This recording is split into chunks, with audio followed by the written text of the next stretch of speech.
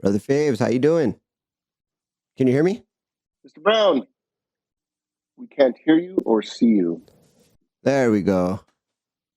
Handsome devil, look at you. No, look at you, you stud, man. How you doing? Holy shit, I haven't seen you in 25 years. I just realized that. Don't tell me that. I'm not trying to hear Yeah, that. it was June of 2000. Bro, look at your memory. Wow. Graduation, and you had your arm around Marcos and other people, and I think I have photos of this. I know I do somewhere. And Wow. it was goodbye after that. I knew in my mind, I'm like, I'm out of here. I got to leave this town. I don't know what I'm gonna do. I think I have some ideas, but I got to get the fuck out of here now. You're a I fucking... went to my red Jeep. I went to my red Jeep, if you remember the red Jeep, I do. and yeah, and I smoked a bowl with Andres Sandoval, Wow. and we said goodbye. That was it. There was no more. Dude, that's absolutely wild. Yeah, what a way to start this. How are you? I am doing fantastic. Give me just 1 second. Let me get my screen recorder going. I'm retarded and almost fucked that whole thing up.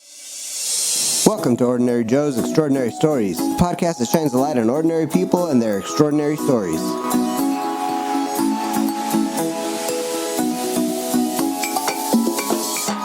From small towns to big cities, we're sharing the real, raw, and inspiring moments that connect us all. Because every voice matters, every story counts. This is Ordinary Joe's Extraordinary Stories. You'll never know what's in this mug, but you can ask me another time. I'm getting over a really gnarly cold and a cough, so it's terrible. The last month has been terrible.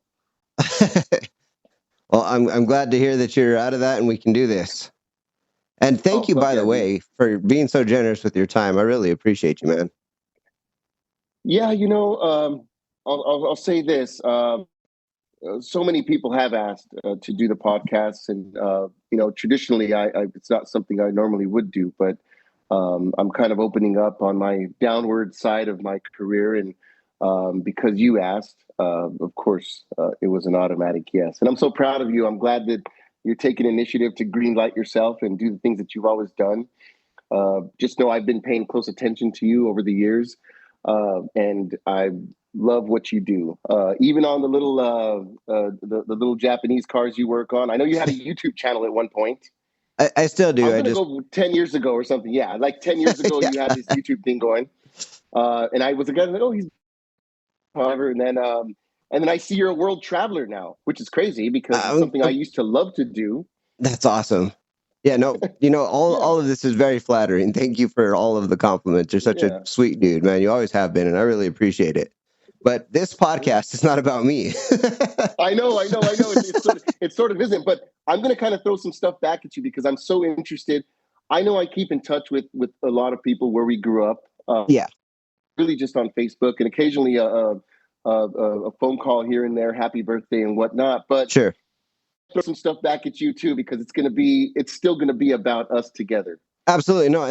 And this is definitely a conversational podcast. So it's not an interview. I don't like the interview, when people say you're interviewing me. No, I'm not. This is a conversation, but it generally turns out to be an interview. But you have started this off on a fantastic note. So thank you for your feedback. It's really nice. It's very refreshing. I mean, look, the world is watching. When you put yourself out there, just know people are watching, whether or not they tell you. I see everything, and I know everything. So you're such a generous man, and I appreciate you. Yeah, I appreciate you. Well, take it away, man. Where do we? Well, let me give us a little introduction first and foremost. Welcome back, Joes. As you can see, we've got a great start to this episode, and I've got another lovely friend who's been a longtime friend, even though we're not like the closest people and we don't keep in the best touch. Obviously, you heard it from his mouth. He's been keeping an eye out, and I always have thoughts of old friends in my head. So please welcome Fabian Varela. Now, do you pronounce it Fabian or Fabian? Do you keep it New Mexico, or do you go with the whatever people can pronounce? I love it all. I've been called Fabian, Fabian, everything you can think. I even ruin my own name sometimes. If I type fast and I try to sign off on an email, I press the G instead of the F, and I end up saying sincerely Gabian. and and I send it off very important emails, right? But no, I've been calling all, but I think Fabian is when my mother's upset at me, but I don't mind it. Fabian, get over here now, and she's still, got you by the ear. That's too funny. Yeah, we still misbehave, but no, however you like to say it, and I love that you said it correctly, the way we should say Fabian Varela, which is the correct way to Well, pronounce it. from here, I got to keep it local. So Yeah, well, I'm happy to be here. Quick question: Are you still in Santa Fe? Or are you in Albuquerque? Where no, I'm do in Rio you Rancho reside? now. Been here Rio Rancho. for since 2014. You're I all have, moved in. It's all happening for you yeah, there. I have sadly, I have very um, grim opinions of Santa Fe these days. It's you wouldn't have you been back lately? I was there. We did. We were putting on Lion Fight, which is a Muay Thai kickboxing promotion. Oh, okay. We did that. We did that in 2018 at Route 66 Casino and outside of Albuquerque, and that was fun. It was great. It was a great show. That's the last time I've been even in that area. I think before that, Santa Fe would be my sister's wedding in 2014. Okay. In August, I think, of 2014. I was not I hadn't been back there since 2005. Between that and 2014, I was not impressed with the town that we grew up in. Right, I right, was a right. little bit saddened. I didn't realize there were so many unhoused folks, and it just felt like it wasn't home. Did Like you they've developed in areas that I never thought they would develop in, 100%? which is, it's all a money grab. Real estate is key, and Sure. believe it or not, like Santa Fe prices to live there, it rivals Los Angeles where we live. 100%. It costs a fortune if you're not like a legit $250,000 earner in Los Angeles. You don't live here. Yeah, You live in like some sort of suburb that it's not favorable, right? So absolutely. I was pretty. I want to talk about this for a second. I Absolutely. wasn't that thrilled about Santa Fe, and it's just such a sexy place to go. When I tell people I grew up there, people that have never been, they all say, "Oh, I've never been. I want to go. Oh, I want to eat the and the red chili and the this and the that, and then tell me about downtown." And they all know what the El Dorado is and what the churches are and what Yeah, downtown is. And I'm thinking, well, you have no idea. It used to be like that, and it it's did. fun, It very much did. but now it's I still, my parents live, my parents are still in Peckles, but they commute every day, and my mom's got a business in Santa Fe, and Oh, that's great. like I still have a lot of family there, but it seems to me like the crime has spiked. I think you and I have lost mutual friends to gun violence and drugs.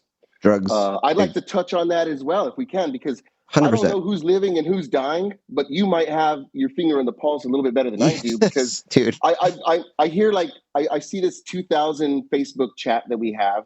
Yeah, I look in that sometimes if something pops up, but like, tell me, like, who's, first of all, man. let's stay on subject, You like you would not drugs and believe all, this. So everything in between, but also who's died, and like I don't even know what's happening let anymore. me let me touch on what you're talking about as far as Santa Fe goes. And I've said it before on this podcast a few times, but I feel that the major problem with Santa Fe is gentrification.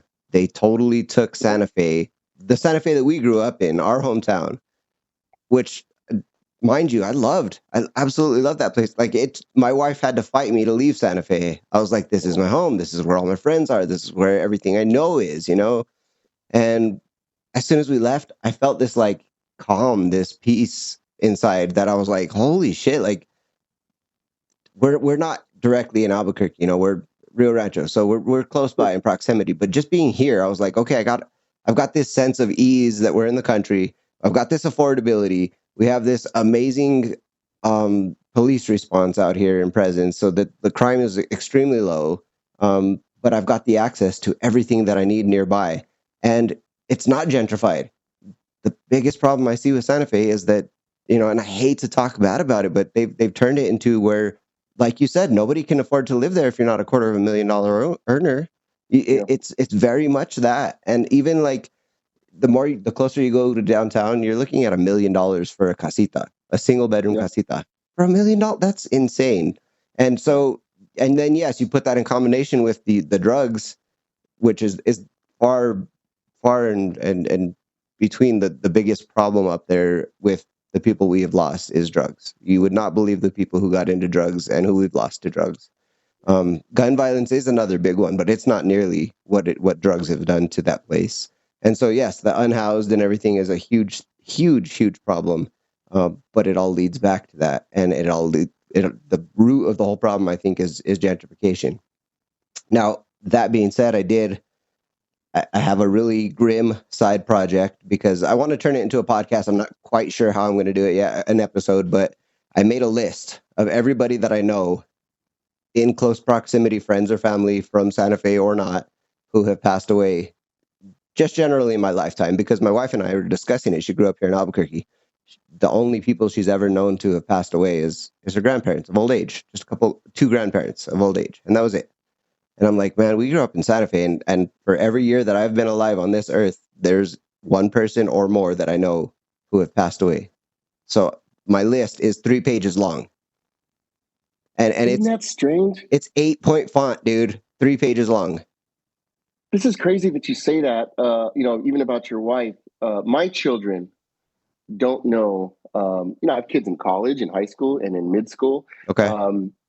They do not know what death is like. Not even a grandma or an aunt or an uncle or something like this. They don't know it. That's great. They don't know what's coming. They don't know what's coming. That's great. I'm glad to hear that. It is great. It's around the corner in some cases, but people are getting old, and we're halfway through our lives. It seems. Yeah, but you don't. With that, you don't have the gut wrenching, instantly unsurprising loss, which I feel is 10 times worse. When you can see it coming, you can mentally prepare yourself. When you don't see it coming and you show up to school the next day and somebody's gone that you're never going to get to see again, that is one of the most hopeless feelings that you're ever going to feel in life, and I hate it. And it's just so common out here, so sad. I hate it. But even since we were little, though, were little, because and I know a lot of people. You can imagine, we both know a ton of people. And this is not a knock on the 505, because I love where I grew up. I brag about it. I brag about all the great things. And rightfully so. Every place has its little shithole corner. Yes. Every city needs to work on it. Los Angeles is no better. I wish things would change around here, but we live in the better part. Good for you. I'm fucking so proud of you. Hard for it. Having said that, we've been dealing with death since we were little kids. Yes. We all had that friend that was killed in an accident when we were 8. Yeah. We all had that friend that died of natural causes when we were 14. Yep. Cancers, uncles, aunts. I know you've dealt with death on a personal level, on a very personal level. We don't have to get into that. And again, I remember all of that, and that story just terrifies me. Like, I think about that, and it's things like that we could have done better and controlled, but we didn't, because we just didn't know. We just didn't know certain things. So we've been dealing with death a very, very long time. And with all the people that I know, I have to be honest, most of the people that I know that have died are from Santa Fe or Albuquerque. Oh, yeah. And in a bad way, shot in the head, drugs, OD'd, suicide, car accidents are really big out there. This is crazy. Car accidents. Oh, how did he die? He dumped the car in a ditch. He was T-boned on San Mateo or some shit like this. It's always like, wow, like the fate of that. Imagine just minding your own business and boom. Right. It's a done deal. And that seems to happen quite a bit out there. It's the weirdest fucking thing I can. And there's nothing I can specifically attribute those losses to. Like, when it's drugs, when it's suicide, okay, yes, those are self-inflicted. Those we knew were a possibility. But yeah, like you said, minding your own business, and then some shit just happens out of the blue. And it seems to happen frequently, which is so crazy.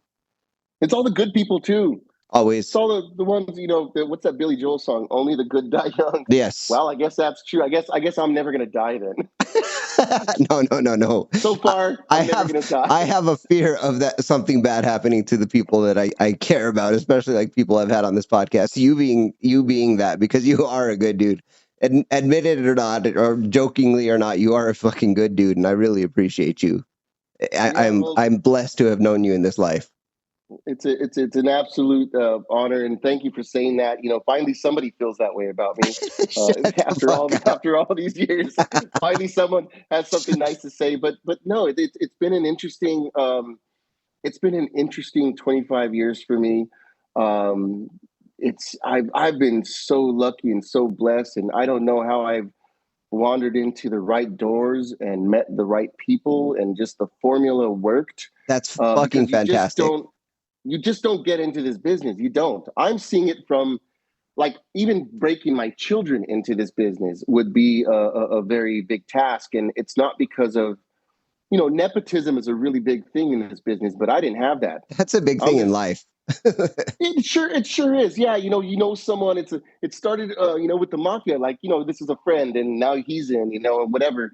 But it really is. There's a lot of nepotism that does happen in this business, and you could choose a number of paths if you want to be in entertainment. Now, it's changed now with the idea that you can now own your own content, Sure. create your own podcast, monetize it on Spotify, which I think you're doing right now, right? I am not monetized anywhere, buddy. I'm not big enough Well, yet, we but got to figure that out. We'll sidebar about the Spotify and iHeart and Speaker and that. That's an area that we do very, very well in, and so wow. these are, yeah. So it's a super cool business, and it can be very fruitful. It could be your absolute day job, if you really, Fucking, that really would be the wanted it to be, dream. right? No, so these are the capabilities that we didn't even have 5 years ago before COVID. Right. And so when I began, I straight up waltzed into all the biggest agencies of the world. There were paths that you could take. I had a few acting jobs here and there. I did a few shows here and there. It just wasn't for me. I didn't like it. I didn't like. I don't. You I'm not a. Okay, hold on. Let me pause you real quick. I hate to interrupt, but I need to because there's some stuff that you're just skipping right over here that is important to say. Let's take it back to high school because you were a Okay. charismatic motherfucker there, dude. You were not only very popular and rightfully so. You deserved all of that, every ounce of attention that you got because not only were you super popular, the girls wanted you, the guys wanted to be you, and you were extremely fucking humble about it. Nobody was beyond your reach. Like you were friends with the nerdiest fucking nerds, present company included. I absolutely listen, man. My wife talks about how I know everybody all the time, and my philosophy growing up was I'd rather have friends than enemies because I certainly can't fight. I'm not a big dude, and I'm not the most popular. So I tried to make friends with everybody, which I'll gladly admit that I was super successful with, and it's helping me to this day. But that being said, like you were one of the people that, dude, we graduated together, and I looked up to Yep. you, highly looked up to you. I was like, this is who I want to be. You were so just in every moment, including everybody, not like excluding anybody. And it wasn't like you were like the popular guy who was like, bro, like making fun of the nerds and shit. You were just like, hey, no, that's my friend. And bro, I respected that so fucking much because you were one of the few. Let's call it what it was. There was only a couple of you out there. There's not Well, many people. Everybody had their niche, everybody had their group, and that's what they stuck to. But you were not that. You were all over the place, and that's such an admirable quality. I don't know what to say. I thank you for that. I feel like I always did my best to be kind to everyone. You were. I always felt bad for kind of the lonely children. And I think I would make them uncomfortable. There would be the kid that was very shy and introvert, and I'd be like, "Hey, George, what are you doing for lunch? You want to come have some pizza with me?" Yeah, And it would be yeah, like yeah. all of us, right? And he'd be like, "I don't hang out with the football team. No, I can't do it," or Yeah. something like this. I wasn't trying to put them on the spot. I was making them feel welcome, and I think we eventually, by the time we were seniors in high school, we built this really fun group, 100%. of a mixture of everyone. You had Yes. this is where we brought the jocks together with, the guys that knew how to run a Texas Instrument calculator, and Yes. and the cheerleaders, and even some of the individuals who may have had low self-esteem. I Yes. felt like we really opened up a lot of people It, in a really, really cool way. So well, I do remember that, and thank you for saying that. oh no, you deserve so much more than that. You made so many people feel good who otherwise would not have had that in their life. That's a big Yeah, fucking accomplishment, man. That's you a know, and you said something. You said all the girls wanted you, and the guys wanted to be you, but some of the guys wanted me too.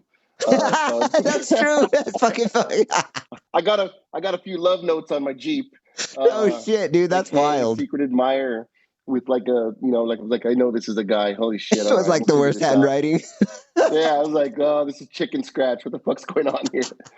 Like, That's too listen, funny. we can be friends, but we won't share a urinal anytime soon.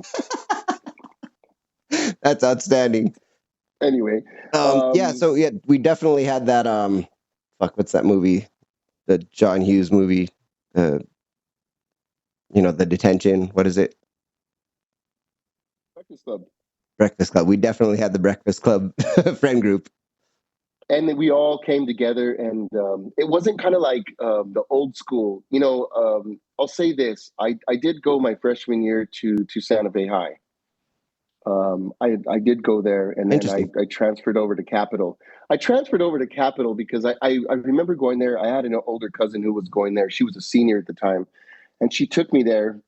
When we were able to leave campus and go places for Yeah. lunch Fuck, that and was cool. decide whether or not we were going to come back to school. Yep. That was fucking cool. Like, my kids don't even believe that. Like, they have us on lockdown. We can't even budge for lunch, And I was like, that's a great thing. But Yeah.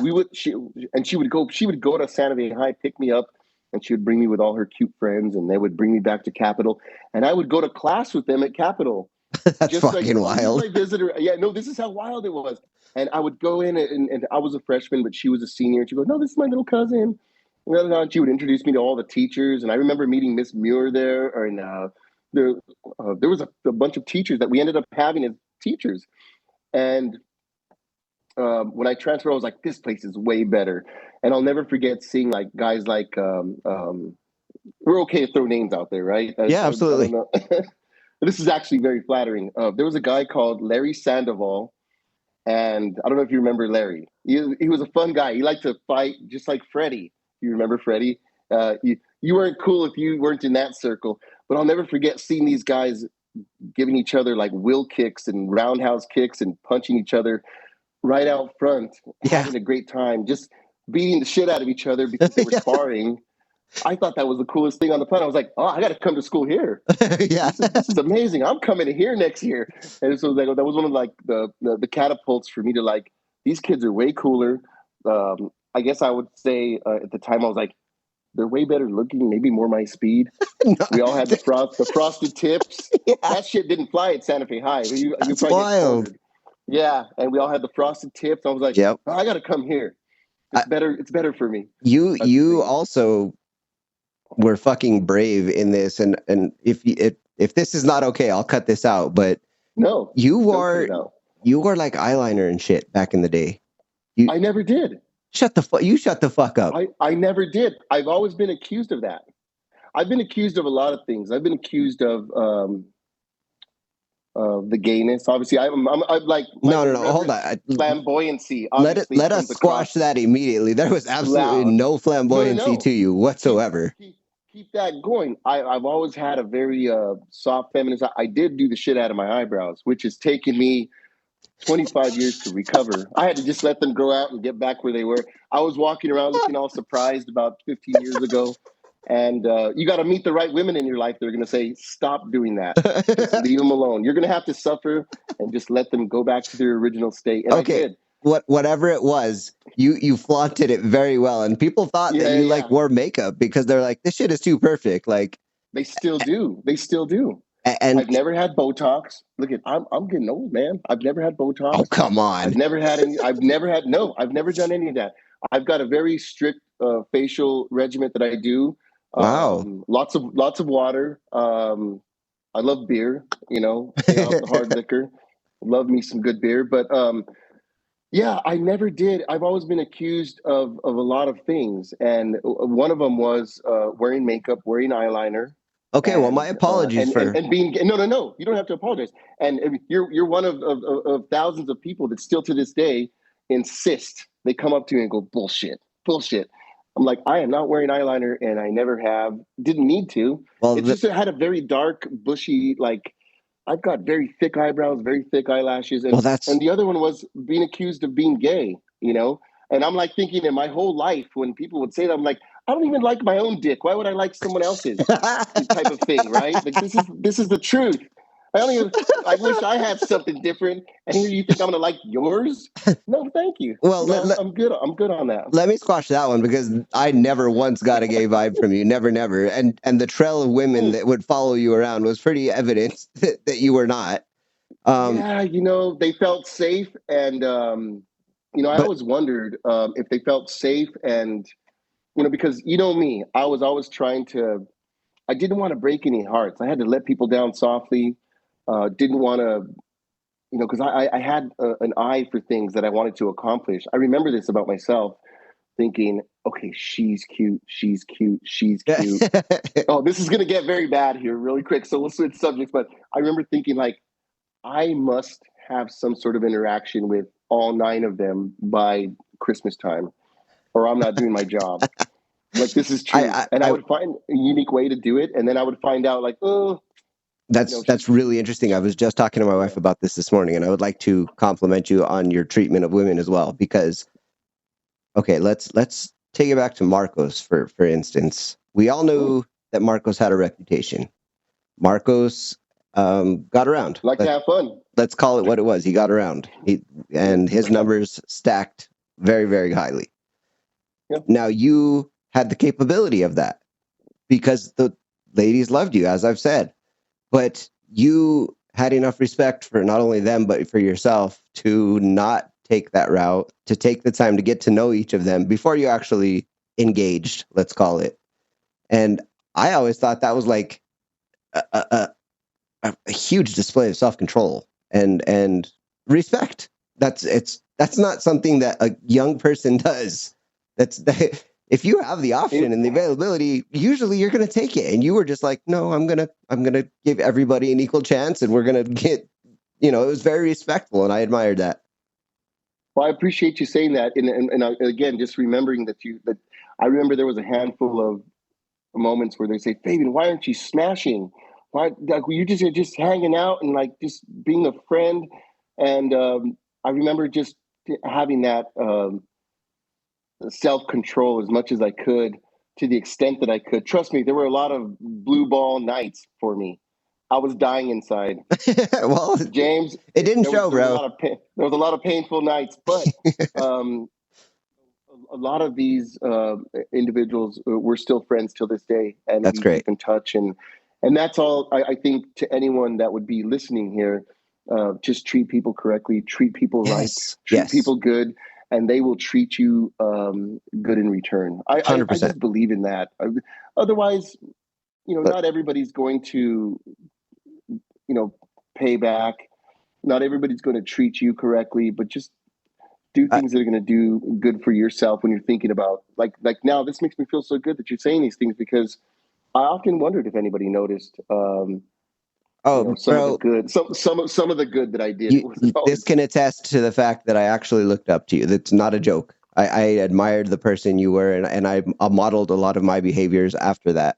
Now, that's not to say that I had multiple women lining up ready to, because I don't think I could have practiced that kind of self-control, but I admired it. And I always like to think that if I had that opportunity, or that, if that was my lifestyle, that I would do the same thing you did and make the same choices, and, just be equally as humble. And I felt like you did well.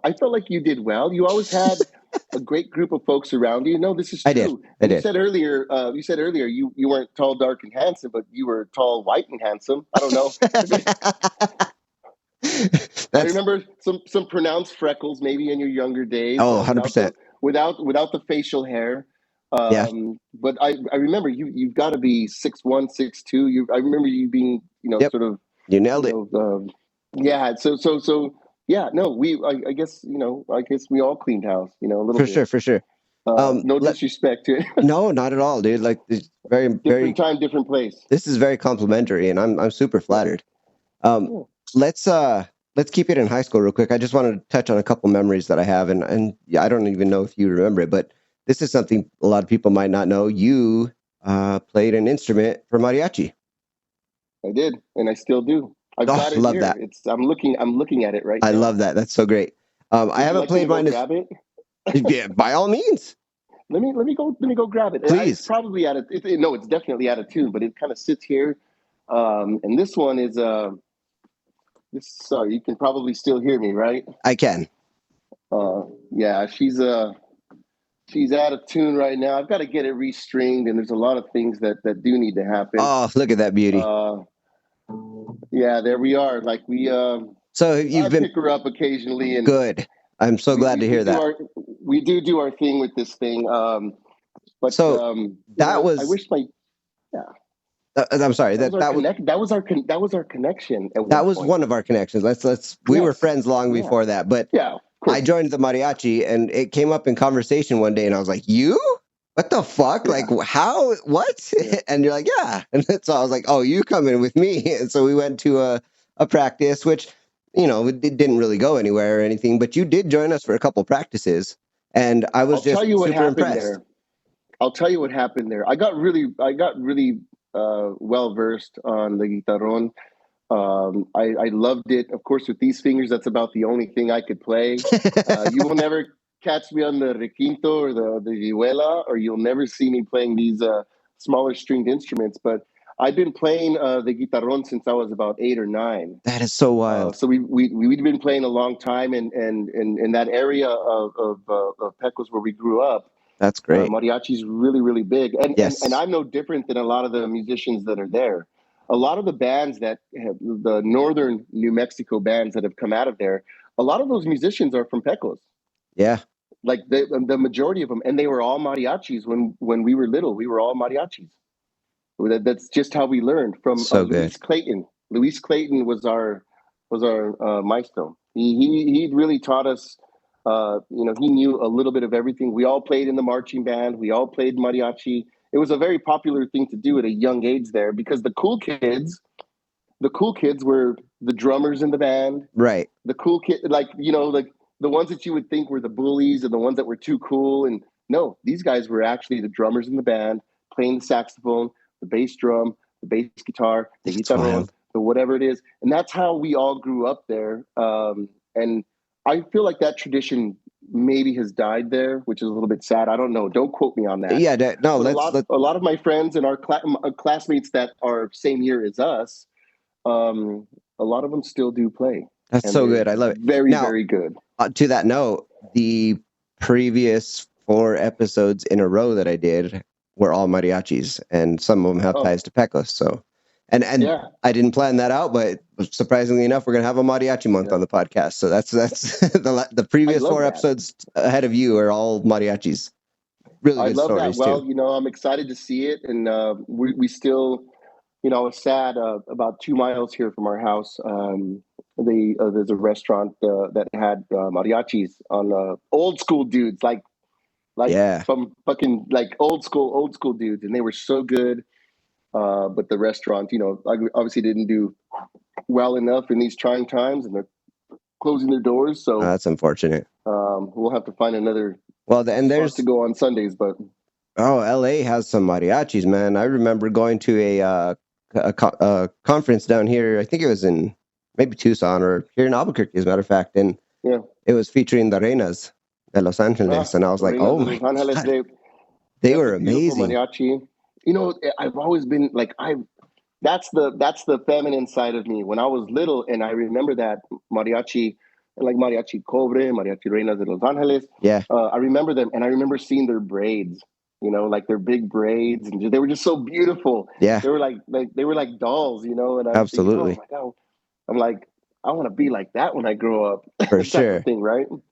for sure. So we grew up in a lot of inspiration for mariachi music, and yeah, I do share a deep love for mariachi, and it's always on my playlist. You name it, we're doing it.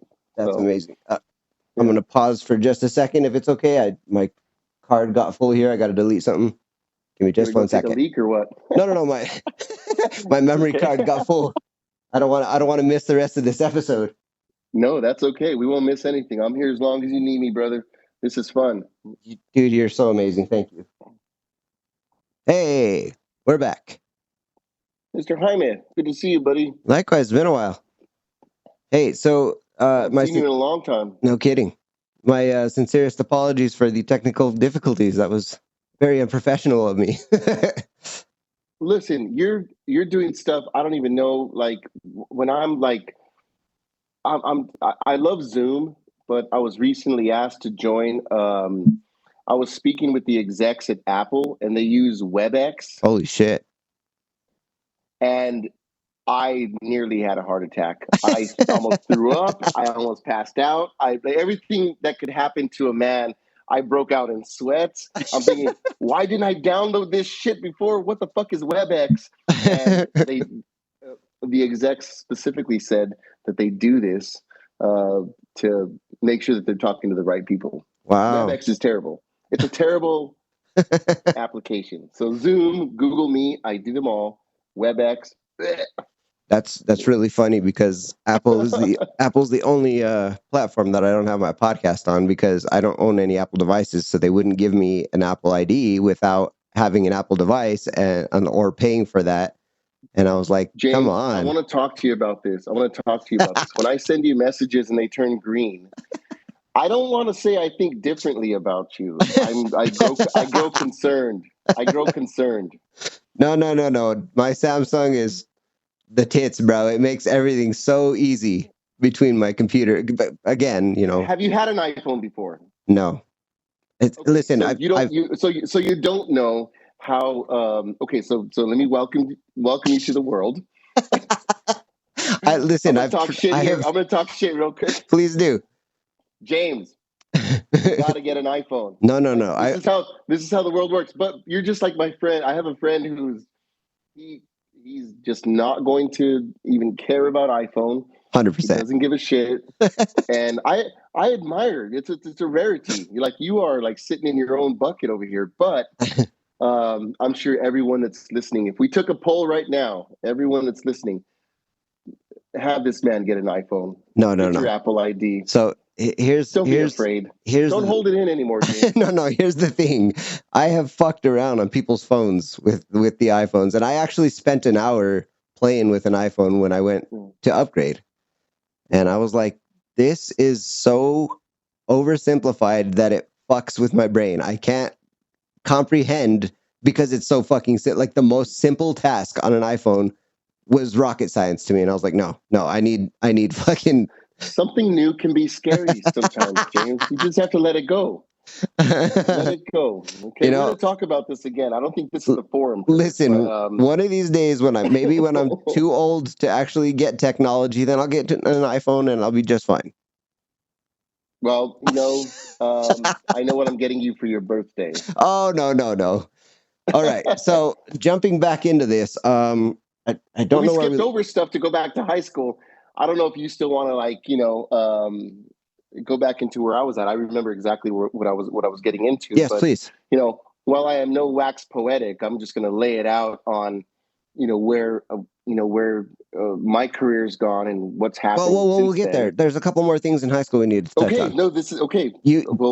And I just really quick, I just want to compliment you on your being so well spoken. Your fucking vernacular is incredible. Bravo. For a couple guys from Santa Fe, I think we're doing okay. It's tough. That was a tough one. I had an uncle who passed away, who was a high school principal. Oh, wow. Who was an English teacher, who was a history teacher, and I lived with him. Oh, wow. It wasn't about living with him because I had a bad family. My parents are great. Sure. And they're still great, by the way. Glad to hear that. But it was. I thought it was just going to be a big party when I was a kid to go live with Mr. Ralph Romero, right? Okay. And I thought, oh, this is going to be a party. I'm 10 years old. I'm moving in with this guy, and we're just going to have a blast because he threw some great fucking parties. But then I realized, no, this is true. But then I realized he didn't take any shit from anyone. He had, been an educator for his whole life. But also I realized it wasn't about the party that we were having.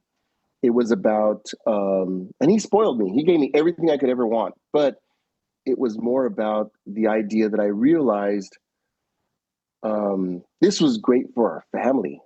It was great for our family because it put less stress on my parents, and it opened up opportunities for not only me but my siblings. All kinds of cool things happened thereafter. But from him, I give thanks to the double negatives that I no longer say, and Fantastic. anything great that comes out of this dreadful trap that you're looking at right now. Then yeah, but you learn to sort of just do it, and you always want to just be sincere. And 100%. I think I appreciate you saying that. I don't know. You've complimented me a lot. I Again, feel okay, I'm a bit shy when people do that. I've I never really been completely good. understand. I really have a hard time taking it when, you have also been very complimentary, and I have a hard time like coming up with words to show appreciation or to accept it, I guess. Yeah. It's Well, I should just head over to Rio Rancho and give you a reach around at this point. Uh, please do. anyway, Okay, so where would you like to pick it up the from last our thing I want to touch intermission? on in our Yeah, youth was something that was fucking, and you might not be proud of it, but we were fucking proud of you. probably not. Yeah, yeah. But Say it. Let me have it. Oh we were at boy, Marcos's grandma's one day. Do you know where this is head going? kick, head kick. The head kick, bro. That was the head kick heard around the world. Okay, so I'm gonna lay out the scene here. We were just Lay out the chilling. scene. I'll We were shut up. just chilling in the front yard of Marcos's grandma's, smoking doobies, just enjoying Yeah. life. Just a bunch of kids having a good old time. And Auntie Vanessa, in a panic, was like, "Oh shit, Christopher's dad's coming by, and I don't know what to do. He's gonna cause trouble." And Marcos is like, "Oh, that's okay. We'll fuck him up." And I was like, "Well, I'm not really one for a fight, but okay. I mean, there's enough of us. I think we'll be okay." Yeah.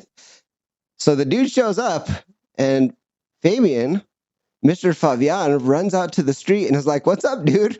And the guy was like ignoring you like you were nobody. Yeah. And you just stood your ground in his way, raised your leg, and dropped that motherfucker. Now, mind you, this man was probably twice your age and definitely taller than you, probably outweighed you by 150 pounds. And you just, with one kick, dropped him to not only protect your friends, but Aunt Vanessa. You knew the assignment and you went out there and you handled it. And then we just stood there like all of us in shock at what just had occurred. And we were just like, holy shit. Like this was one of those epic moments as a kid that you're like, I will never fucking forget what I just witnessed. And it was so good. And that was the end of it. We didn't go beat the shit out of this guy. He learned his lesson instantly. He got in his car and he fucking left. And we went right back to chilling and smoking weed. It was, I think that was the goal. I was like, well, we're having a good time. Let me go handle this guy. dude, it was I so kind of good. remember that. And I remember there was a fence there. And I remember kind of jumping that fence, the little, with The the little gate, wall, but yeah. I didn't even do that. It wasn't an aggression thing. I don't remember being vocally aggressive No, with it him. wasn't. You, Just telling him what I was being told is he's not allowed to go in the house. well, and to your credit, there was words. You were like, "Hey, let's talk about this." Yeah. He didn't. He ignored you, and you're like, "Okay, well then, we can do it your way." And we were just standing back, like, "Oh my god, we don't have to do anything. It's solved. It's done." And we went back to just Well, having a good time, and that's another one of those things that I'm never ever going to forget in my lifetime. I had a lot of moments like that, where I was lucky enough to land something like that. But, I do feel bad about that sometimes. I think about it. I'm And I'm sure. glad we're talking about it now and it came from me because my children probably wouldn't have ever believed it if I told them that story. But, here we are. And so I do think about it a little bit and thinking, well, no one deserves that. I'm No, very soft hearted now. And don't come over here looking for a fight because, no, I get it. that's not great. But also, it's like, at that point, That, I think we were just crazy. We were young and listen. crazy. There's boundaries, and police response can only go so far. There's Yeah, time elapsed between yeah, when shit is about to go down and police are going to show up. But to have somebody there like you who was like, no, this is not going to happen. If you're not going to respect these boundaries, I'm going to set new ones and you're not going to like them. And you set those boundaries and it put him on the floor. I feel like I asked permission from Marcos. You did. Can I No, do you this? absolutely did. Can I do this? And I feel like I remember that. And I don't say that to make myself feel better about it, but I remember saying, can I use The thing force is, to stop him? listen, you were That's very crazy to fit. remember this story. You were very fit as a young man. And so, you know, we all had faith in you and your capabilities. But there was dudes that were bigger than you there. Yeah. In this group, there was some big dudes, and I was like, yeah, I'm not gonna have to worry about anything. I probably don't even have to stand up. Like, this is gonna be handled before I even would get out to the street. And the least likely dude, aside from me, runs out there and is just boom, done. Okay, let's go back to where's that joint? Like, Yeah. No, wild. we kind of just, we didn't do much after that. We literally went and sat back on the porch like the movie Friday Yes. and It was started like smoking. it was just another thing that just happened. It was just part of our day. It was not an abnormal event. Well, for you maybe, but the rest of us, like, so fucking impressive, dude. It blew my fucking, it made me have a different outlook on how things could be handled. It was just wild. Yeah, diplomacy is always something that you should always try to do. Absolutely. Not Absolutely. everybody's into it. Yeah, and It that's doesn't, not to you don't have to be glorify. the loudest bark in the room. You No, don't no, have no. to do any of that stuff. Just, It's not at all to glorify violence or solving shit in a manly way, so to speak. speak for yourself. No, I'm kidding. But I was so fucking impressed with it. It was again one of those stories that I'm never gonna forget and never gonna stop telling. It was one of many. I still feel I did a lot of dumb shit like that, and Well, I there's feel guilt. bad about it. Yeah, there's guilt that's gonna come I along go with back it. and go, I probably could have just said no, or I Right, don't but know okay. what I could have. To that But point I think though. there was a fear. There was a fear then. I remember thinking, oh, I Wow, got to do this now, or that's deep. I'm not going to. It all stems from fear. These things are. This is not it's another relaxed day. Let me head kick this guy. This is like okay. A couple things are going to happen. You have to assess the situation. He's going to roll in there, and we're going to have a bigger problem. Or I can just take the swing and do it here. And that's, I kind of feel like I remember thinking that because Okay, he hold on. became aggressive. This guy was aggressive. Yeah, oh, absolutely. He came like loud and Yep, scary. He was a scary looking motherfucker. Now, let me dive into that a little bit more because that's a really interesting thing that you said that it comes from fear. Now, what is the root of that people fear? know this about me. It's crazy. No. Is that a fear of the unknown? Is that a fear of? It's all about the unknown. You don't know what it is now, and what it's going to be. Okay, so what he could have potentially done is what you're saying. Well, if you recall, we were inside. We got word that this guy was going to turn up. Right. And he was going to come, and apparently he didn't have a great reputation. So and in my mind, I'm going, oh, okay, well, we should probably get out of here. But I think we were just having a great time. And yes. If he was going to turn up, he was going to turn up. But my thought was, we were told, don't let him in the house, whatever you do. Yes. And I just thought for sure you guys all had our backs. We were what were we, 17 at the time? Yeah. We were babies, and so here's a grown ass man coming in to start trouble and to I remember you. Trouble. I told that I just remembered you were running out to the street and you're standing there and you're like, he was walking past several of us and we're just standing there looking at him and you're like, is this the guy? Is that the guy? And then you just ran full speed. We're like, boom. And before Marcos could even answer and say yes, he was done. He was done for. That's crazy. But back to the fear thing. Did what motivated you to do that? Was there any element of fear of self-face? Like, I have to prove myself?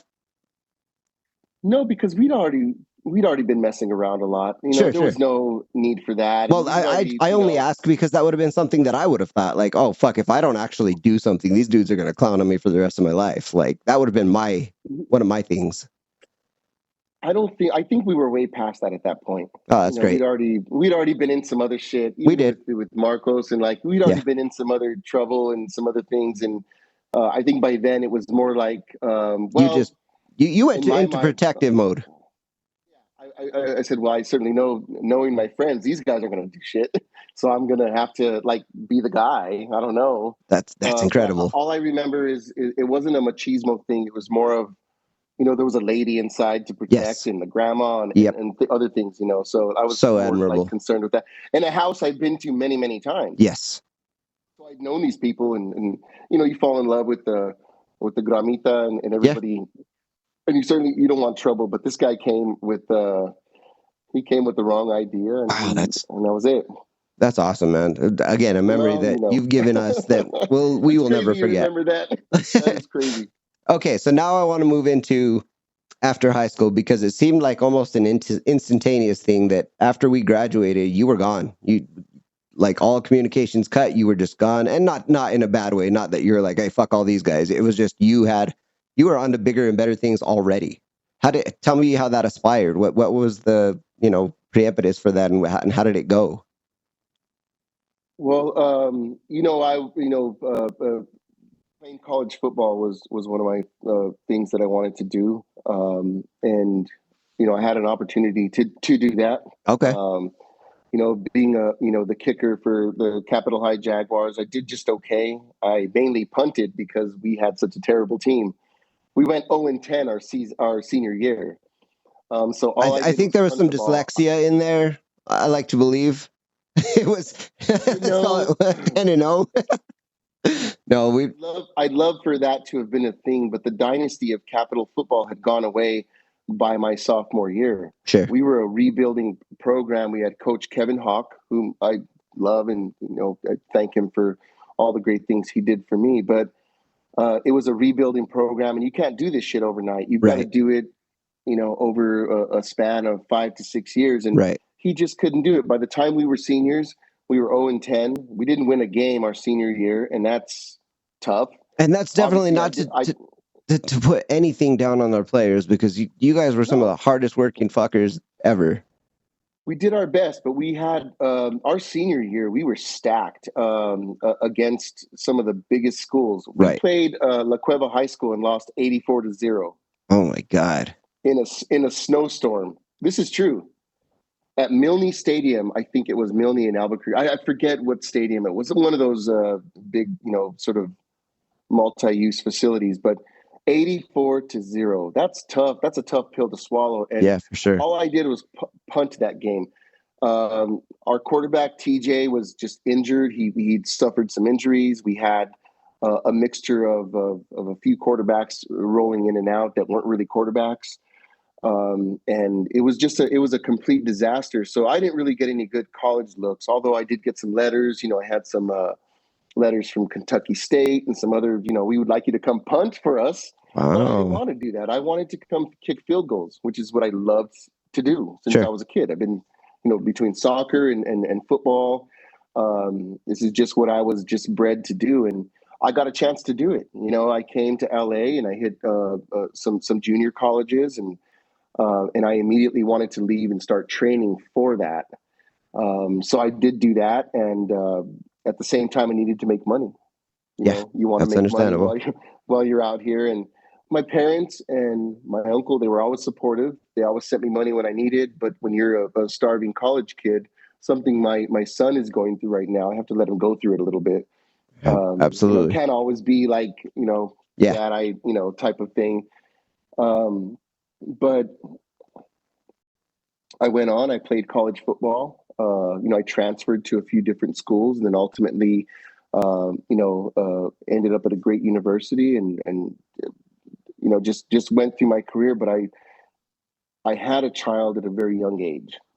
By 2005, I was expecting a child, and I had to make money. And so all my dreams for going pro and doing all these things that I wanted to do, or I thought I was going to be able to do, they just crumbled. So here we are. We got to pay bills now. Got to get a job. But I didn't want just any job. I had already been working in entertainment. I had already been, a bunch of PA jobs, which are tough. in Hollywood. And that's how you get started. You start at the bottom, because I was quickly able to, when I really needed to feel like, okay, I want to be a representative. I don't want to be behind the camera. I'm sorry, I don't want to be in front of the camera. I want to be behind the camera, but I don't know what I want to do. I didn't go to law school, so I'm not an entertainment attorney, but next thing I could think of was being a talent agent or a manager. And I walked into every great agency that you can think of. And at the time, it's now IAG. They rebranded about 2 years ago. At the time, they were APA, Agency for Performing Arts. Okay. And a really wonderful gal called Joanne Johnson, who was head of human resource, she took me into her office. I had the suit on, the 3-piece suit, the watch, the whole nine. I always wanted to look good. And I was looking for a mailroom job, really, is what it was. I wanted to start at the bottom. And we didn't even talk about my education, my life, anything. She said, hey, our receptionist just quit. We have an opening there. If you can manage that and do good, if you're interested, we can move you into the mailroom. So I didn't even start at the mailroom. I started as a receptionist at this agency. Wow. And they were growing. APA was growing. They've been around. They're one of the, other than William Morris or WME at this point, other than them, they're probably one of the older agencies. They've been around 60 some years. It's been a long time. And so I thought, yes, I need money. $400 a week, I think they were paying me. It was terrible, but I need to make money, right? And then you have to, she wanted me to train a receptionist, but I couldn't find anybody that was great. But what it did for me was I got to get to know where everybody was in the agency. I got to know all their extensions. When they call the main line, I know exactly how to get the calls there quickly. And I knew how to put people on hold and do this great stuff, which in turn, when I went to the mailroom, I quickly got a desk. You have to now interview. When you're in the mailroom, it is what it is. If you ever watched Entourage, it is what it is. Like, Entourage is a great example for how this business works. And back in the day when you could throw shit at your assistant, when you could make your assistant do the dry cleaning, you can't do any of this stuff now. There's no way. You'll get sued, you'll get fired. I was used and abused, but by some of the greatest mentors that I'm so grateful for. That's so cool. No, it's the best thing on the planet. For me, I think it was the greatest training. I was used to that type of sort of rough, like, I was already 2 steps ahead from my boss before he even asked me for it. I knew everyone's patterns. I knew the agent's patterns, and they recognized that. And after about 3 months in the mailroom, I got hired on a reality TV desk. And it didn't go so well at first. It was a little bit tough. What tell me more about that. What were you doing? What was your role? Like, exactly? I was assisting 2 agents, not just one. Okay. Rolling calls, answering calls, setting the network meetings. This is where you get your network relationships. Oh, wow. Because ultimately, like, let's use at the time, let's use the CW. There was a really wonderful exec there. I won't use any names. Okay. But his assistant, she and I became very close. She ultimately became a very big exec at the network level at another network. So we grew up in the business together. Oh, that's awesome. And that happened all around. Every coordinator, every assistant that you worked with, more than likely was going to run a network. And 10 years later, it just so happened most of them are VPs and SVPs of networks. Wow. And you guys went through the trenches together. And this is where the loyalty is, where, you're setting these meetings as an assistant. We're all in the same boat, but we would set these mixers. And I was a little bit different than most assistants, because agencies are at war with one another. At the time, you had WME, you had ICM, you had Endeavor, when Endeavor was a thing before it was completely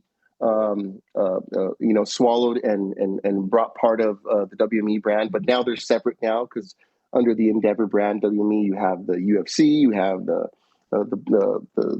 you have so many different brands that are now underneath that brand, underneath that agency. But you had UTA, you had Gersh, you had a little boutique agency that I eventually went to called Kaplan Stoller, KSA.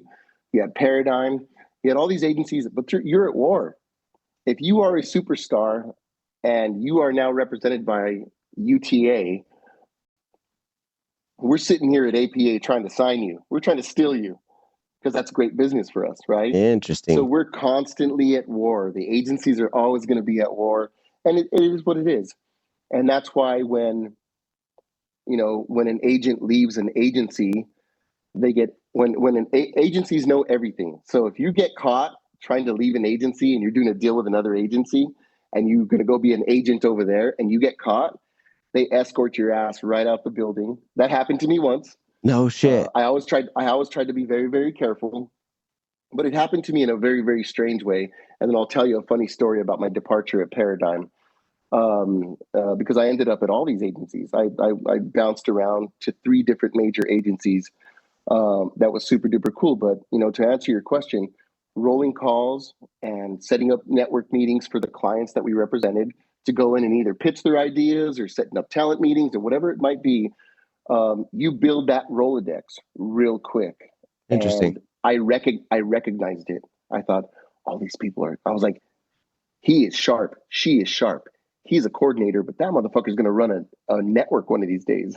And sure enough, I was pretty much right on all of that. That's wild. And they end up buying shows from you, hiring your talent, hiring your showrunners, hiring your directors, hiring all the people that you are representing as talent, content creators, directors, writers, you name it. They end up hiring them because there's a bit of what? We talked about it earlier, nepotism. Oh. A little bit. They listen to you just a little bit more, but I can create a better sell. I can say, James, he's done this, this, and this for you guys. This just makes perfect sense. And he's right around the range of what you guys are looking for in terms of budget. I think we should just get this done quickly. He's going to get snatched up by another on another show. And you kind of, you create the need for them to say, okay, let's rock and roll on this. Let me sit with him. And if all works out, and then you just kind of you play the game. You fucking stud. That's the nepotism in it, but it's also the clients have to go in there, and I like to say it this way for my clients. It's yours to fuck up at this point. So if you go in there and you fuck it up, right, that's on you. Right. I set it up, I set the table. Now you guys have to go in there and eat the grapes together. And that's all you have to do. Okay? If you can't fucking do that, that's on you. Yeah. And sometimes they fucked it up. Sometimes that's wild. They went in there and fucking blew it completely. But, you can't bat 1,000 with it, but, from APA, I didn't see a lot of room for growth for me, but it was kind of, the writing was on the wall with a lot of the mentors that I had there. And they were kind of encouraging me like, hey, if something else comes along, and they were very kind with me. And that's awesome. I eventually exited that building, and I remember that day. They didn't really escort me out, but they said get out. And then I went over to Kaplan Stoller, and I was there for 3+ years, and that was a funny one because they found out I was now in talks with Paradigm, but they were increasingly saying, hey, what can we do to keep you, type of thing. And that's really a financial talk. It's like, do we need to do more, or what is it? We'd love to have you here. And at that point, going to Paradigm from KSA was like going from, like, it's like the Yankees called you up from AAA ball, right? So sure. The Yankees were calling me, and I was like, no, I got to go play for the Yankees now. Understandably type so. of thing. And so, so I went there, and from there, it really unfolded into something really, really fun. You sign clients at a very high level. I got to work with Sia and Fergie and Coldplay, and was able to work closely with Lil Jon and his manager Amy, and for years and years, and Cesar Millan and all these great people. I can't even go down the list. I think you could probably go down to Facebook and see all these great people, but having fun with all these great people and representing them at the same time that's so fucking cool. It was a time of my life. Wow. And it was a party that only lasted so long. By 2018, I was launching my own management company. I want to get into a story real quick, though. Please. A lot of people ask me about, my relationship and my love for the late great Alan Thicke, who is Robin Thicke's dad, and Yes. I know his sons Brennan and Carter very well. That is a crazy story, and I'd like to unfold it real quick. It's one of those things for the record that it's almost unbelievable. The relationship that Alan and I developed. We became like the best of friends. At the time, I was driving from Anaheim to Beverly Hills, which is 2.5 hours one way every morning. And he was coming from just south of Santa Barbara to Los Angeles every morning. And every morning we would get on the phone and we had so many great ideas. And he has a library of ideas that we were taking out to market. And just such a smart guy, and hearing the stories and his whole life. And I won't get too far into that because they are interesting. Some things that would blow your mind about how entertainment changed because certain things happened and he was there for it. Right. Bro. So Alan's done so many great things in his life. And to that point, the day that he died, December 13th, 2016, I believe it was. No, don't quote me on that, but I think I'm right. He was meant to come see me at my office with his son Carter. Carter had just started college at USC, but he wanted to get him more in the arts, and he was really trying to push him towards the arts and kind of maybe do like what Robin was already doing Sure. on a big level. Because Robin had blown up by then. Yeah. He had a couple of hits on the radio, and like Robin was just, Robin's Robin. He's the man. So yeah, he was kind of just wanted to introduce him to what could be. And I had already met Carter, and I saw Carter, and then I saw him next time. And now he's 6'4", this big handsome kid. And so Alan wanted to bring him by, and that same day he says, "Well, we spoke in the morning on my way in, and I had him set up with a client of mine to go and do some development work and whatever. By about 2:00 in the afternoon, he was meant to be there." And I remember getting a call from this specific client saying, "Hey, Alan's not here. What's the deal? And why isn't he here?" And I was busy with meetings that day. I didn't give a shit about much of anything. I was just so busy. I said, "Well, you know what? I'll call him and we'll figure it out. We'll reschedule." Anyway, time goes on. I'm rolling back to my desk, and my assistant at the time says, this is now 4 or 5 o'clock in the afternoon. She says, "Alan never turned up for his 4 o'clock meeting for you. Should I reschedule that?" I said, "Yes, reach out to him and let's reschedule." He didn't turn up for his 2 o'clock either. I don't know what happened. And I told her, I said, "Get him on the phone." Went straight to voicemail, and I'm thinking, oh, this is very unusual because Alan was always on time. sure. He was there 20 minutes early and would sit in the lobby and be like, "No, no, no, I'm fine. Whenever you're ready for me." He was super fun. Anyway, I get a call from who became a good friend of mine and who's someone I adore very well, from ABC News. I got a call from Frank Elleridi, and he calls us, "Hey, Fabian, hey, dude, you want to make a statement?" And I'm like, just caught off guard. I'm like, "What? Statement for what?" And he goes, "On the death of Alan Thicke." And I'm thinking, wait, what? And I got on my computer, and at the time, it would just go straight to TMZ, right, or Deadline. And I I couldn't believe what I was seeing. I couldn't fucking believe what I was seeing. My heart dropped. My stomach like went into a knot. I said, "Well, no." He had a publicist, or at the time, and then he had his Canadian agent, Nigel, who also became a good friend of mine. And I'm thinking, I called Nigel right away, and he's like, "It's true, and we don't know what happened." But that day was fucking crazy for me and for yeah, it was just nuts. Anyway, fast forward. They had one of the most beautiful services for Alan at his home. Oh wow. Big beautiful ranch. No, it was fun. It was what he would have wanted. It was very sad, but also the amazing people that turned up. Obviously, Leo was there. Bob Saget turned up. The cast of Growing Pains was there. Bobby Bonilla. I sat next to Paul Mitchell and all kinds of great people. Chris Kardashian was there. There was, David Foster. they were all there, and we were all under a tent. The late Alex Trebek was there. He did a nice, really wonderful speech. The funny story is, and it goes like this: um, Alex spoke too long, and Robin's known him since forever and a day, and they're both he and Alan both Canadian. They grew up. They have history together, which I'll share on part 2 of this podcast. But Oh yes. I don't think I'll share that here. But went on and on and on, and Robin literally had to get up there and go and grab the mic from him in a very nice way. Say, all right, enough. 20 minutes is just too long for this. But no, I did want to just say that story and just tell you kind of like the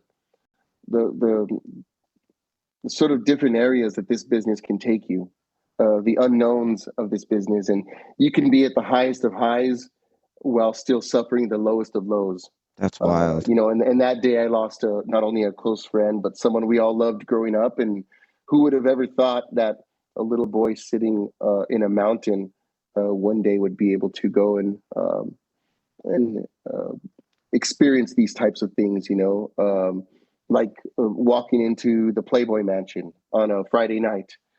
By the way, you're not minted in Hollywood until you had a chance to walk into the Playboy Mansion. And at the time, we were working with a production company that was doing a ton of production there.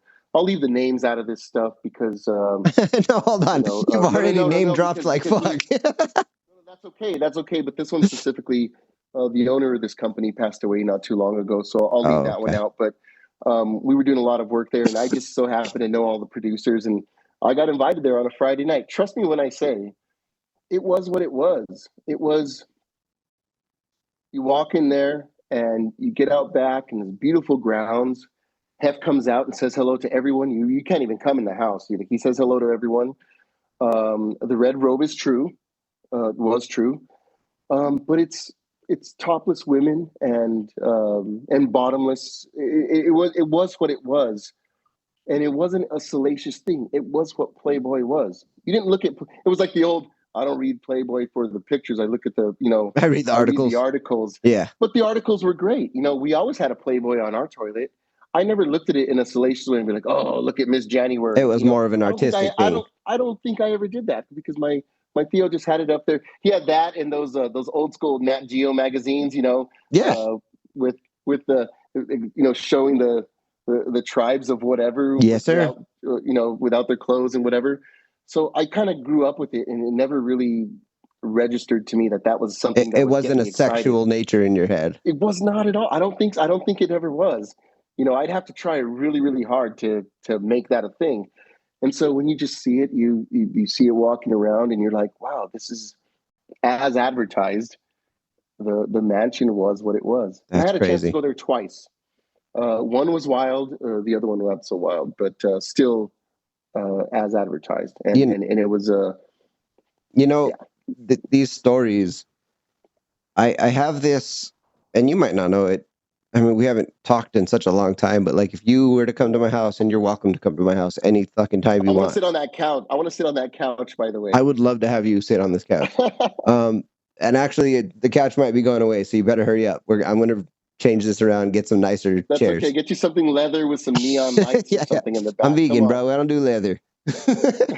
You know what? Get something fake. I absolutely. I've already got it in the works, buddy. Hold on. You're vegan? Hold your thought, but hold on. Vegetarian. I'm vegetarian. I'm not vegan. So okay. So you don't miss a nice steak? Okay. So full disclosure, the two things that I miss the most is every year we would go to a Tep and Grill, and I'd get a nice, 8-ounce, just a perfect steak, and I do miss that, a filet mignon on my birthday, but the rest of the time, the only other thing I miss is real sushi, and we don't do it for any kind of health reasons or anything like that. It's all about the ethics. I'm a big softy when it comes to animals, and so is my wife. So, the only thing that makes us not vegan is that like we eat eggs from our next door neighbor because I can see those chickens on a daily basis. I help take care of them. Sure. I know that they're actually taken care of and cared after. So, and then honey and all that other stuff. That's all fine. And being in New Mexico, there's not a lot of vegan options. That we There are aren't. so far behind in the times. Like if we go to LA, there's a shit ton of vegan. I don't have to worry about anything. But out here, Down the street, you got yeah, 10. Yeah, it's not a thing. So when we go out to a restaurant, we have to really be careful. Like even the Mexican restaurants, we have to be careful ordering the beans and rice because they cook it with like a broth and things like that. So and a lot of the chilies, we have to be really careful with that too. They use broths in those. So the only other exception we do is cheese because it's really hard to find a vegan cheese at a restaurant out here. So but it's all so about you do your absolute best not to eat an animal, but right. you're not. It's not you're not frowning upon those that do. Oh, it's none of my business. I grew up eating meat, so I'm not pushing that on anybody. It's a conscious choice that we made, and it's because we care about the animals. But I understand that society as a norm, everybody eats meat. That's a normal thing. It's abnormal not to eat meat. So it's. But I will highly encourage anybody to give it a try. But I'm not going to force my beliefs on somebody else. That's not okay to do. I'm a big, knowing where our food came from. We had a lot of livestock, rabbit and cow, and helped my grandpa kill the pigs and Yeah, whatever it was. that's typical around here. Just watching, elk hunting and deer hunting. That stuff is just amazing. I don't know how anybody doesn't want that, but to each their own.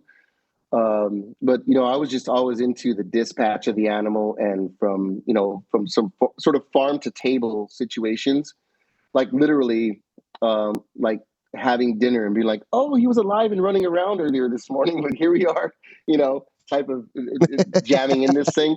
I loved that. I thought it was a miracle, and I thought, at least we know where it's coming from. And if I could, it's very tough to do that type of farming out here, but if I could on a big scale, I think you and I would butt heads on that. Oh, Like, 100%. do you want to come out to the farm? Do you want to come out to the farm and see a rabbit and then have some later? Negative. I will go and steal the rabbit so you can't have some later. No, and I get it. By the way, I've got a lot of friends that are in similar style, and so yeah, it's I can see both sides. Like I said, I'm not gonna judge anybody based on their choices because it's not easy. It wasn't easy for me. It takes time. It takes a lot of, again, self-discipline to actually make that choice and then stick to that choice, especially when the temptation is everywhere. It makes it that much more difficult. But for me and my wife, for that matter, it's about thinking about the autonomy of these animals. I don't know. I'm not going to go into it because I'm not, again, trying to push this on anybody, but it's just a personal choice and I love it. I wouldn't change it. I don't think I'll ever go back to eating any kind of meat. There's always a substitute. And especially now that they've made like these imitation meats, they're they're not by any means a health choice.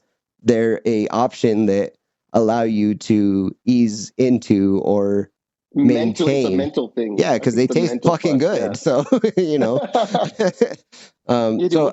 that burger thing that my son asks for it sometimes that you can like buy frozen and Impossible, the Impossible, yes, or Beyond. Beyond is just as good, and Beyond's actually taking a step towards the healthy side because they started using avocado oil with their process of making it, so you get a little bit of health benefit from it too. So that's nice, and it's just as good. Tastes really good. Technology. Yeah, tell me about it. Now, what I was going to say, thing. But anyway, what I was starting with there was the show over. If you come to the house, you'll see that the wife and I are big movie files. So she worked for a theater for a while, so we have movie posters all over the walls, and I've got not authentic memorabilia, but knockoff memorabilia and shit from movies and stuff like that. So I have a really, really deep fascination with the history of Hollywood.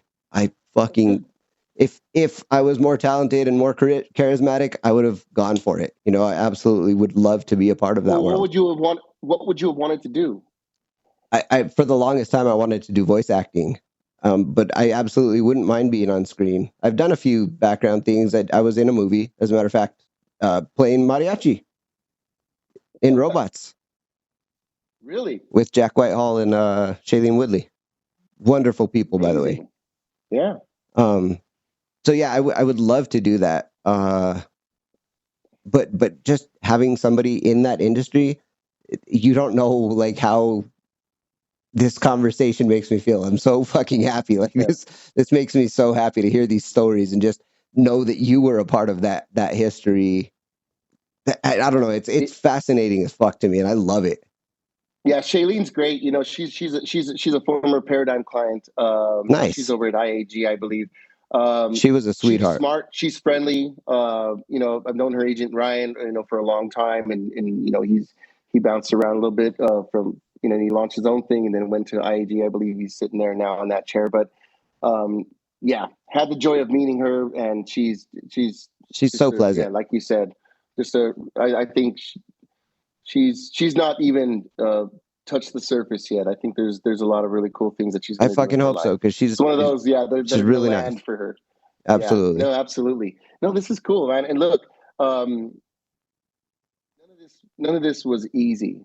You know, I'm sure. it comes with a lot of responsibility and the abuse in the beginning, which you can't Sacrifice. do now. Like I envy the assistants and the mailroom employees at agencies now because you have to be nice to them now. You have to You not have throw shit to. at them. You have to be that. Like there's this whole thing in my day. I'm gonna tell you a funny story. Okay. I was an assistant to an agent that was, and he's one of my closest friends, and I love him to death. He'll know if he watches this that I'm talking about him. But I didn't have line of sight to him, so I used to have to get up in my chair and say, "Hey, I've got so and so on line one or so and so on line two," and he would say a couple things. He'd be like this, which means, I'll return the call, or he would be like this, hold it, or he'd say like this, okay, put him through, and then I would have to go through and say so and so. I have so and so on the line, blah, blah, blah. You become a very good communicator this way. And sometimes I was juggling at one point 3 agents, high end agents, and one of them was international, so I had to be in the office at 6 a.m. in the morning, Oh so you could shit. handle all the European calls and all the shit, you know, before Nice. their day would end. So like I had it rough, but this specific agent where I used to have to, lean over, this is real agency shit. I used to occasionally hear there was this big planter in front of my desk. I had a really cool cubicle, one of the cool ones. Nice. And I don't know why they gave that to me, but it was just, I inherited it from the person I took over for. And there was this really cool planter. It was a fake plant, but it was a really wonderful little palm thing. And he could see that from his desk. And occasionally I would hear something hit a wall, but I didn't know what it was. Ultimately, one day he calls me into his office and he says, "Hey, dude, we're done today." And I didn't know what that meant. He goes, I'm not going to be able to do a deal with this agency, so I'm going to move on. Oh shit. And so I wish you the best. You're going to stay here. I support you. You stay here and you continue working with so and so and so and so. But if there's ever a chance I can bring you with me, I will. But I think I'm going to go to New York, so probably won't work out. Holy cow. Anyway, so he exits the building. A few days later, we're having a good time, and the comedy assistants were right across from me, and they said, "He used to throw shit at you all the time." And they're like, "Look in that plant." I looked in that plant, that planter. In that planter, I found like 30 pens. I found a bunch of, those staple removers with the teeth. Yes. I found a bunch of those because he was always asking me, "I need a staple remover." You know why he needed one? I was like, "I just brought you one." And because it was in the fucking planter because something wasn't happening. And he was so good at his job, he couldn't stand silence. He would say, "Why the fuck isn't the phone ringing? Make the phone ring. Call somebody. Like, no one's calling back." Like he was this guy, right? It was aggressive. And for me, that was the best pedigree because it matched my level of intensity That's awesome. for how I operated. But looking into that planter, and I know there's a photo that exists somewhere in one of my old fucking, I almost want to say it was a razor. I'm going to go that far back. I don't even know. Right? Circa 2006 or some shit. Showing your Certainly age, buddy. wasn't an iPhone, but yeah. Yeah, that was you used to be able to do shit like that and get away with it. That's wild. And you had to go to their house and handle their dry cleaning. And if they needed you to babysit their children, then damn it, you were gonna No babysit. shit. And you were not gonna. Yeah, no, this shit was real. What a You different can't do it. world. Yeah, you can't do it now. You couldn't do it even over the last 10 years, and you'll get prosecuted and go to jail for that shit. Now. So, But they're all soft now. They're all like they're not. I don't know if they're deal makers. I don't know if they're deal makers. I can't speak for anyone, but I see people getting promoted a little prematurely. oh Like I wow. went through the fucking fire. It took me almost 5 years. Oh Like it my took God. me a long time, and I had to earn my stripes. You have no idea. And Dude. you get a bump in pay, and like you have to go through the fire. Like now, it's like NBC Universal has upped two assistants to managers, and I'm thinking they've only been there a year and a half. What good could they have done so good that allows them to do that? They're not building the pedigree the way we Dude. used to in an old school way. Oh, Entourage. Lloyd couldn't get promoted unless he did a number of things, and that shit was true. What Doug Allen wrote, created in a series like Entourage, you watch that, Jeremy Piven, perfect. And that's modeled after the real R.E. Emanuel. A lot of those scenarios were real scenarios. They were absolutely real scenarios that really, really happened. And so, dude, you it's know, so you talking about this is fucking weird because this mimics my job exactly. Like there is people coming in new. There's an amount of required training to get moved to the next step that is just mhm, being pushed aside because we need to fill the spot. And they're just foregoing that important training to show these people how to do their jobs because filling the spot is more important. And I'm like, what the fuck? They don't know what they're yeah. doing. That's And dangerous. what did you do to have to get promoted? Crawl through the You know, trenches. yes, you had to fucking go through the fire, and it doesn't exist anymore. Now That's there's wild. look, I'm all for it. I'm all for the friendliness, but I think that at least in entertainment, I want to know that the person I'm doing deals with and the person I'm um, negotiating with or sharing creative with has that same pedigree Absolutely. that I Listen, that applies to any job anywhere. That's sure all. Like, sure it's the lack of experience is what's bringing things to a halt, I should say. I don't know how to word it any better, but it's really slowing progress, I feel like. Those things are important for not only safety's sake, but for passing the pedigree on to the next generation.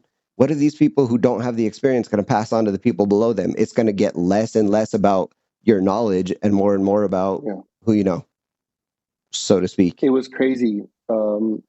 As I got promoted and I was lucky enough to have my own assistants, we started to enter that world of we're not allowed to do this, that, and the other. It Sure. first started with they're not allowed to do personal favors for you. They're not going to go get your lunch. They're not going to do your dry cleaning. They're not going to babysit. It started with little things like this in 2009 or 10 or whatever. So I was always okay with that. I thought, I can do my own things. I don't want anyone looking at my chonas anyway. I don't even wear those anymore. Um, I'm free balling and free falling nowadays. Life is free, James Sickle. Don't ever twice about it, bro. Let it breathe.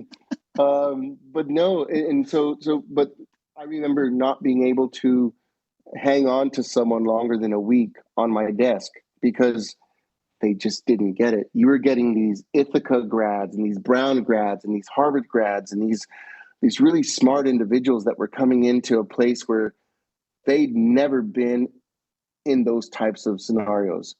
And it was very, very disappointing. Well, and that's not. Yet, I'd get a kid from state school where I went, I'd get a kid from state school, and they would just master it. You could tell this kid grew up in Compton and Watts and just knew how to fucking elevate himself and just wanted to get out of Yes. whatever situation he was in Yes. or she was in to just they didn't feel like you got to give it to me. My dad put me through Yale, That's and exactly so what I was going to say. There's something to be oh said for my goodness, entitlement.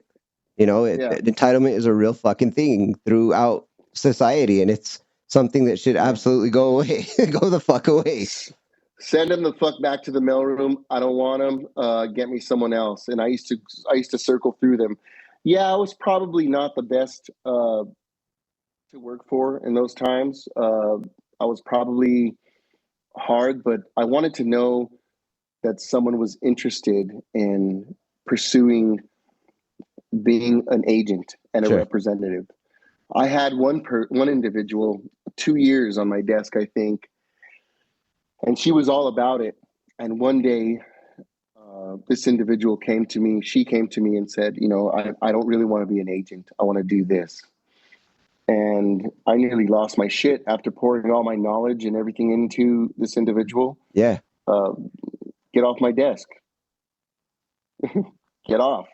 And that's the brutal, it's a brutal world, the agency world and the management world. And, in my departure for Paradigm, I was going to get to the funny story I was going to say. They were so kind with me. We weren't going to come to a deal on my third year there. We just weren't.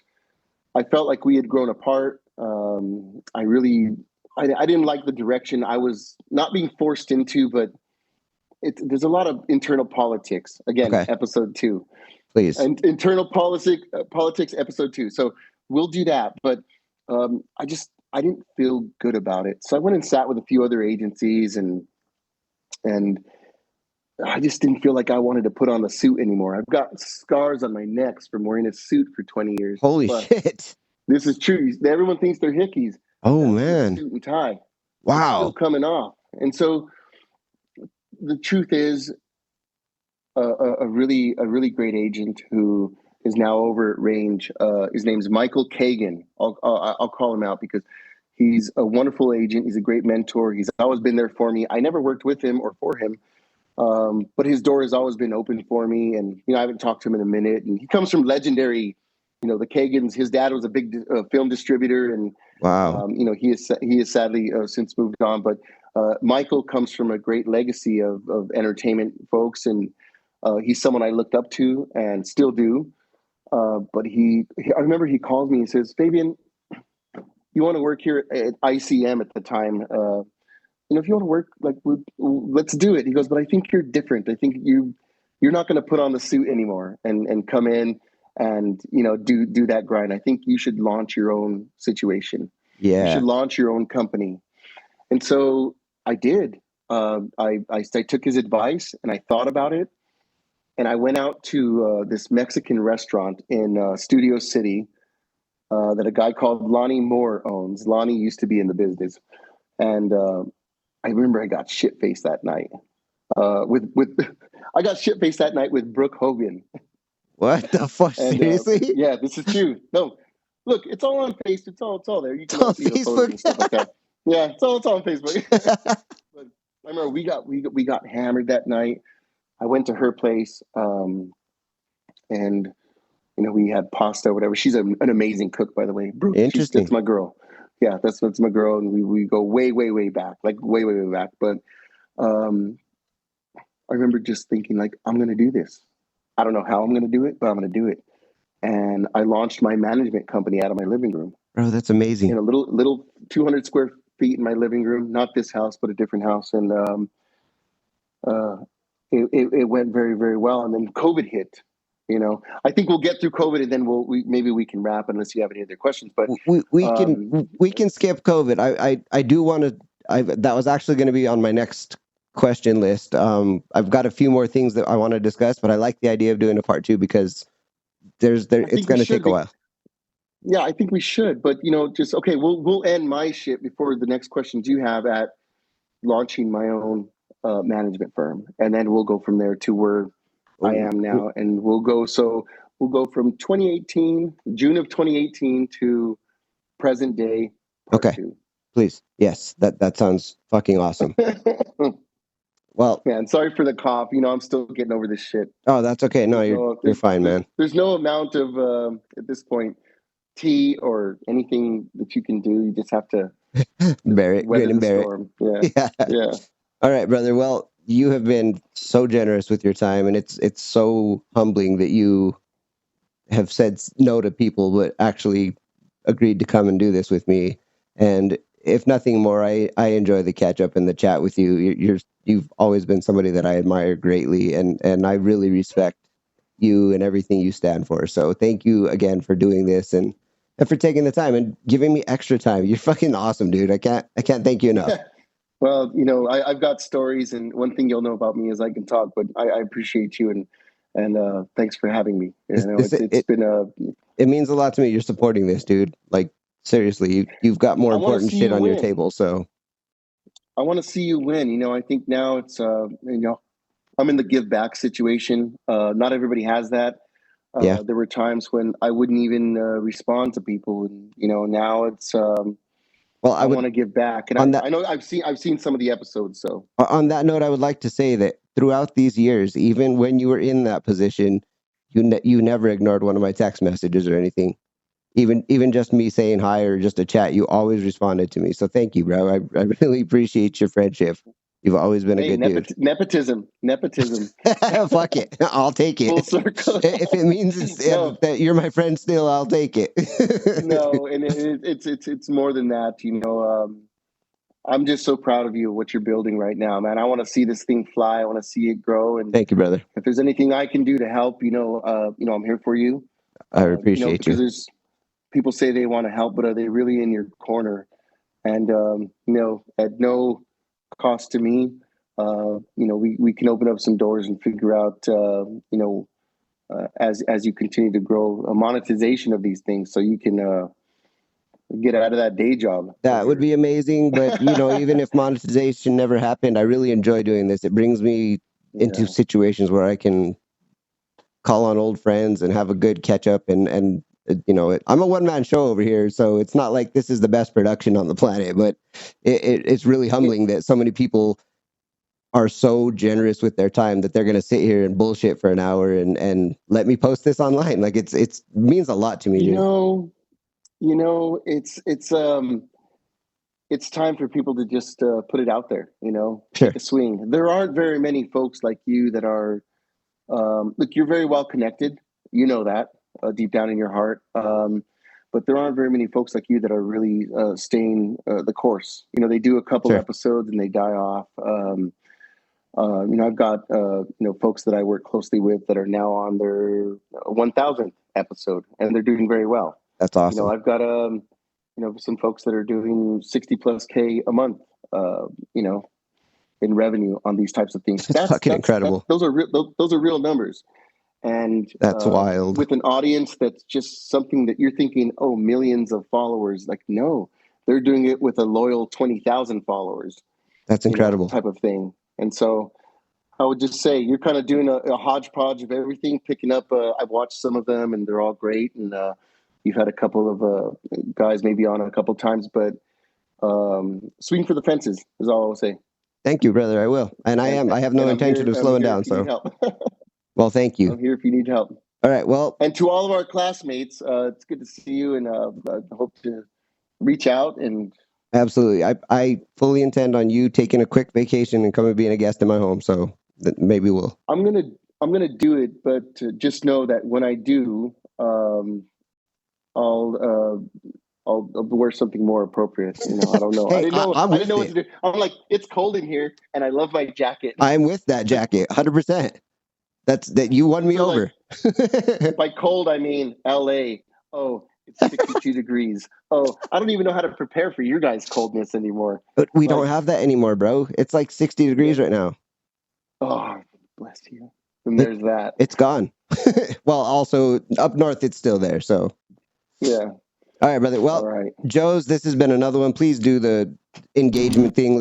Let's get a conversation going below. Like, subscribe, rate this show wherever you're seeing it. And Faves, before we get out of here, please tell everybody where they can follow you and see the great things that you're doing. I've never been an Instagram guy. I think it's an extra layer I have to learn, and I've never really been a big sort of person in that space. But Facebook and LinkedIn, you can see all the great things over the years and the things that we talked about a little bit. Sure. Mainly Facebook. Yeah. Go in and see some of those salacious pictures. Yeah, buddy. And what about your business? What if somebody's interested, or I don't know, can show some value to you? if you're looking for YouTube optimization, if you're looking for to monetize any sort of podcast situation, if you're looking for post production and production of any sort, we are your people. And also, any sort of idea in the non-scripted reality space, run it by me. I've Reach got some out. for you. Say, hey, I've got this barber shop in Rio Rancho. These guys are total nutbags. You're gonna love these guys. Fabian, what do you think about this? And if it's something great, bring it. But Sure. reach outside of your neighborhood, reach outside of your state. Sure. And that's just what I did, and all great things have happened. And where can they come at you with those ideas? Just hit me up on Facebook. I'll respond, and Great. or any friend of yours is a friend of mine, James. So if they hit you up, be like, hey, I got to talk to this guy. No, ain't nobody jumping on my coattails. I'm just kidding. I'm only kidding. I love it. All right, brother. Well, thank you again for your time. Joe's, do the like, subscribe thing, and we will talk to you on part 2, brother. I appreciate you. Love you. Absolute joy. Talk to you soon. Cheers. All right. Bye-bye. Happy holidays. You too. Bye-bye.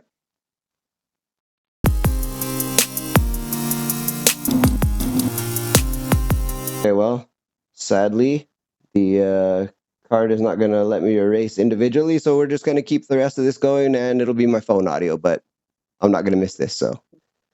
Yeah, well, what do you need to do? Do you need to take 5 and jump back on? Yeah, if you don't mind.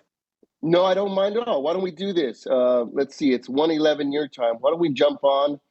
Why don't you shoot me a text when you're ready to go? I'll be in the same suit, same place, and just shoot me a text when you're ready to rock and roll. I want this to mean something for you to. I appreciate it. To real quick, the growth. On your screen, am I sitting sideways? Yeah, you are. Okay, so hold on. Tell me if this fixes it.